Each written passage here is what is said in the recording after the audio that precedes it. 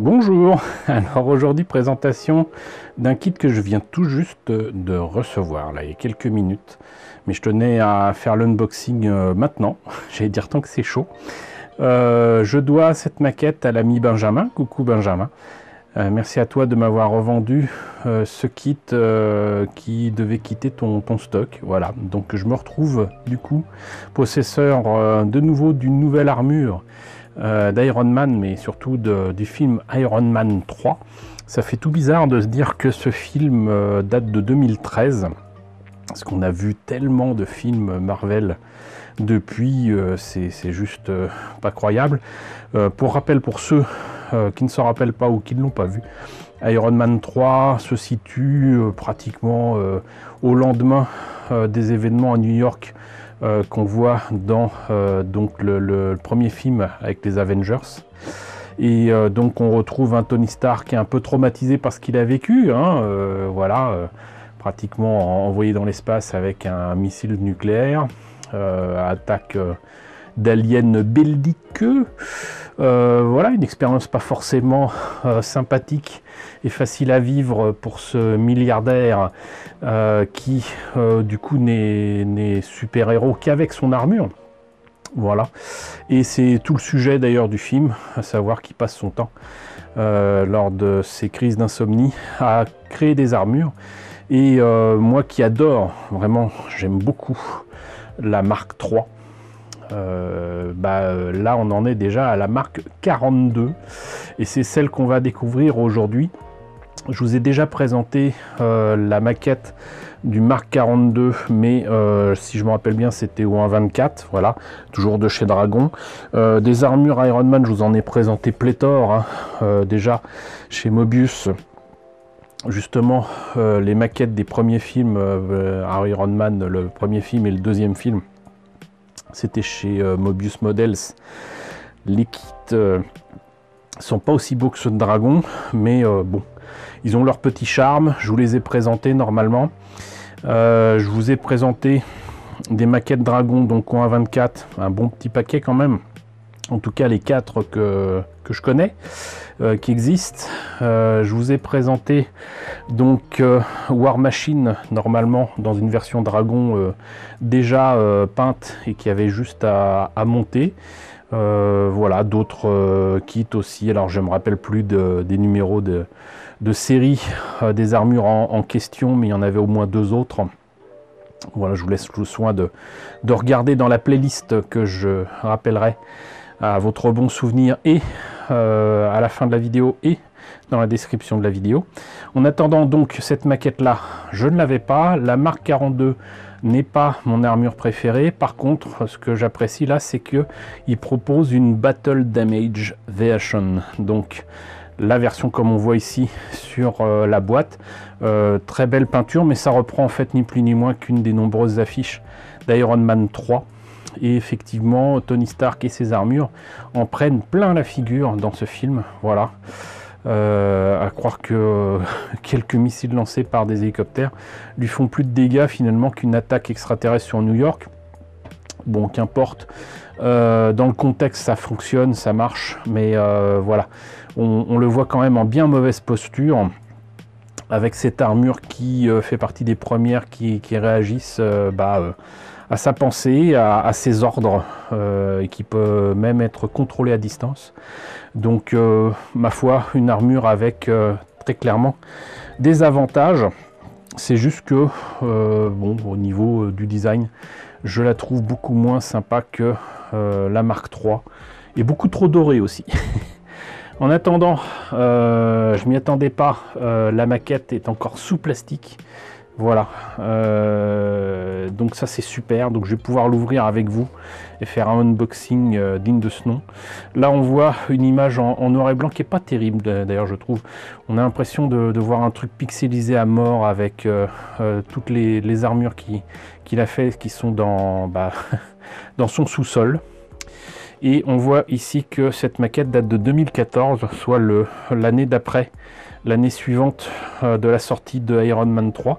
Ce qui est sage parce que sortir ça la même année que la sortie du film.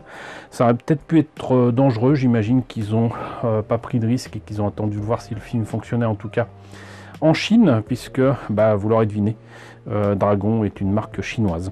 Donc maquette au 1/9. Le prix n'est pas indiqué là-dessus, mais bon, j'essaierai de vous trouver ça, mais je garantis rien parce que maintenant les prix ont certainement augmenté sur le net vu que le film a désormais 8 ans. Quoi qu'il en soit, donc on a fait le tour de la boîte.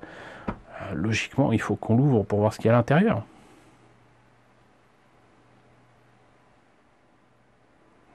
Alors je découvre avec vous, hein, sincèrement, je ne sais pas du tout ce que ça contenait, enfin vaguement, mais sans plus. Et là je vois déjà des choses qui m'interpellent un petit peu, avec des pièces couleur chair, avec des mains, la tête de Tony Stark, l'armure, et un socle qui m'interpelle aussi parce que là vous avez une trappe. Et ça c'est pour des piles, donc visiblement il y a peut-être moyen de mettre un système électrique et d'éclairer certaines pièces qui sont ici, donc notamment l'arc réacteur sur le torse, hein, mais peut-être aussi les yeux de la les yeux de la tête, j'allais dire, puis d'autres choses, je ne sais pas, peut-être aussi dans la main. Faut voir, il y a peut-être moyen de mettre là-dedans justement de quoi l'éclairer, mais justement on va le savoir avec cette notice. Donc on va voir les pièces plus tard, donc voyons ça. Alors déjà il y a une pièce qui doit partir, hein. Voilà, ici c'est assez étonnant, c'est un papier très épais.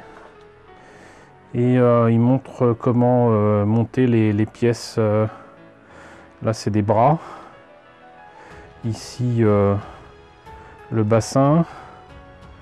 Il y a une autre pièce qui se met où, je sais pas. Là le torse, les jambes, le casque qui se met dans la main ici, le socle avec donc le truc pour les piles. Ils indiquent rien pour l'éclairage. C'est très étonnant. C'est peut-être qu'en fait il existe une autre version avec l'éclairage fourni, ou alors ils ont fait une version qui est déjà pré-peinte avec le système électrique pour le vendre plus cher. Possible. En attendant, donc le résultat final, le voici. Et je dirais que les couleurs métalliques rendent beaucoup mieux que dans le film, ça c'est clair. Par contre la tête n'a pas l'air terrible, hein. Donc la notice est quand même assez limitée. Écoutez, maintenant on va voir ce que donnent les pièces, hein. Je vais les sortir des sachets.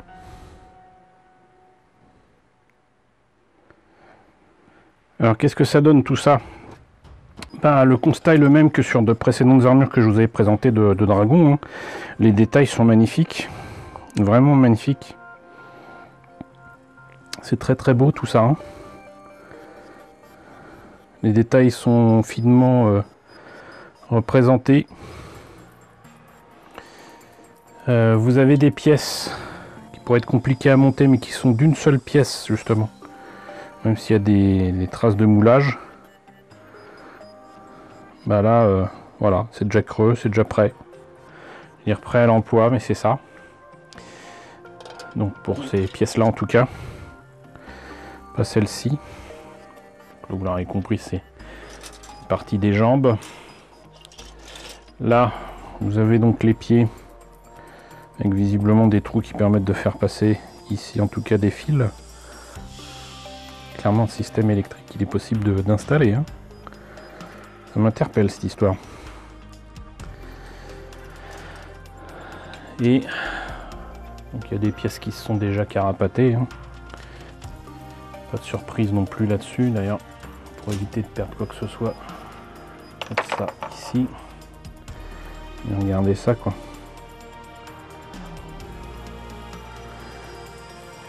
C'est très très beau. très beau.